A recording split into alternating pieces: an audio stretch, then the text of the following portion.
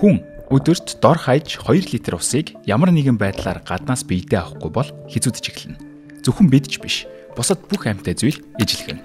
Ус бол манай гариг дээрх амьдралын салшгүй нэг хэсэг. Амьдрал гэж гайхамшиг энэ гариг дээр анх усан дотор л бүрэлдэжээ. Өнөөдөр ямар ч амьтан энэхүү бодисгүйгээр амьдралаа үргэлжлүүлэх боломжгүй. Амьд организм бүхэн өөрөө эсийн төвшөнд уснаас хамааралтай байдаг. Амьдрахад шаардлагатай үйл ажиллагааг хэвэн явуулахад хэрэг болох хамгийн чухал химийн урвалуудыг ус хэмээх бодисгүйгээр төсөөлөх аргагүй. Энергийг үйлдвэрлэх, өсөж томрох, үржих, хоол боловсруулах болон ялгадас гадагшлуулах гэх мэт бүх шатанд ус ашиглагддаг. Хэрвээ усны хангамжинд тасалдваас тухайн организм ямар ч авралгүйгээр мөхөх тишээ чиглэх ба энэ нь цаашлбал экосистемд ч сөргөөр нөлөөлөх үз гинжин гамшигын эхлэл болж мэдэх юм. Тэгвэл үүний шалтгаан юу вэ? Яагаад энэ бодис амьд организмын хувьд амин чухал болсон юм бэ? Үүний түүх, шинжлэх ухааны үндэслэл нь маш сонирхолтой. Нэгдүгээрт, мөс хөвдөг. Бусад бодисуудаас ялгаатай байдлаар усны хатуу төлөв нь шингэн төлөвөөсөө хөнгөн байдаг. Молекулын онцлогоос хамаарат ус хөлдөх үед кристалл бүтцэн маш сонирхолтой хэлбэртэй болдог бөгөөд үр дүнд нь хатуу нь шингэн төлөвөөсөө илүү нектаршил багтай болж хувирдаг байна. Үүний үр дүнд мөс хөвдөг. Энэ нь нэг талаараа дулааныг тусгаарлаж улмаар нуур цөөрөм эсвэл далай тэнгисийг бүрэн хөлдөх аюулаас хамгаалдаг ба энэхүү амьд организмуудад таатай орчинг бий болгодог аж. Амьдрал анх далайд үүснэ нь ч үүнтэй холбоотой.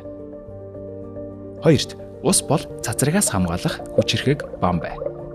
Агаар мандал хараахан үүсээгүй эртний дэлхийд сансраас ирэх цацраг туяа нь энгийн молекулуудын хувьд их бууны сумшгал аюултай зүйл байсан.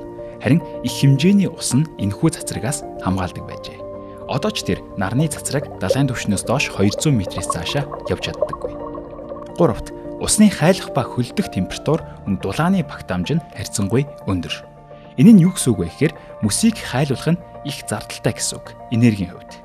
Мөсийг шингэн төлөвт оруулахын тулд бүх ус төрөгчийн холбоосыг нь салгах хэрэгтэй болно. Тийм ч учраас мөс бусад молекулуудыг бодвол харьцангуй хэцүү хайлдаг. Тийм учраас авраг мөсөн уулс бүр бүхэл бүтэн төв бий болжээ. Эдгээр нь манай гаригийн таатай уур амьсгалд эерэг нөлөө үзүүлдэг.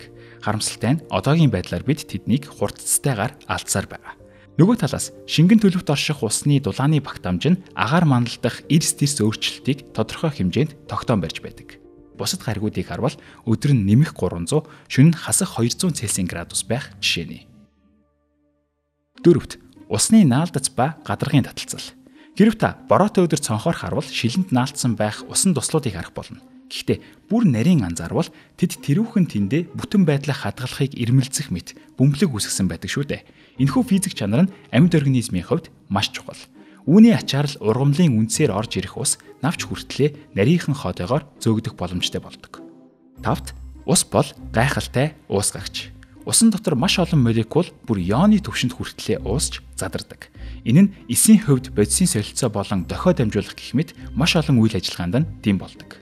Хамгийн анх усанд амьдралыг тэтгэх молекулууд хоорондоо уусан нэгдсэн нь энэ шин чанартай холбоотой. 6-аад, ус хүчлэлэг мөртлөө шүлтлэг.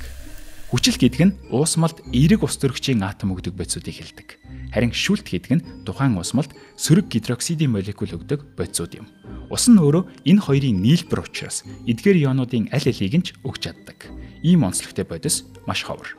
Тэгэхээр ийм суурь шалтгаануудын улмаас бидний гариг дээр амьдрал хэмээх гайхамшиг бий болж цаашдаач энэ гариг дээрх амьд организм бүхэн хувьслын явцад уснаас бүрэн хараат болжээ. Гэхдээ нэг зүйлийг мартаж болохгүй. Манай гариг дээр ус шингэн төлөвт оршин байгаа нь зөвхөн дэлхий дээр л ус оршин байдаг гэсэн үг биш. Ус төрөгч ба хүчил төрөгч нь ертөнц дээрх хамгийн түгээмэл элементүүд юм. Эдгээр атомууд хоорондоо холбоос үүсгэх нэн сонирхолтой. Тэгэхээр ус гэж зүйл түүнийг бүтээх атомууд энэ орчлонд элбэг бий гэсэн үг.